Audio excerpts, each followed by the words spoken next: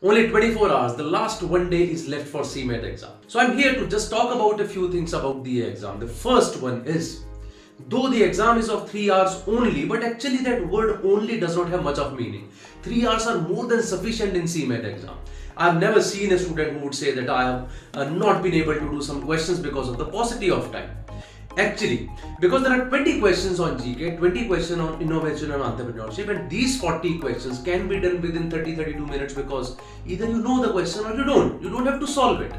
Similarly, in verbal ability, it does not take much of time. All the time you can use to score well in Q and LR. So maximize your score there. Do the questions easily with the calm mind because you have a lot of time, and maximize your score in the other areas then. Also, do not forget to join us on the exam day itself for the analysis of CMAT exam. I would be there with all of you to discuss about cutoffs, the questions, and there are many other things that we'll be discussing in the session. So let's meet there, and all the very best.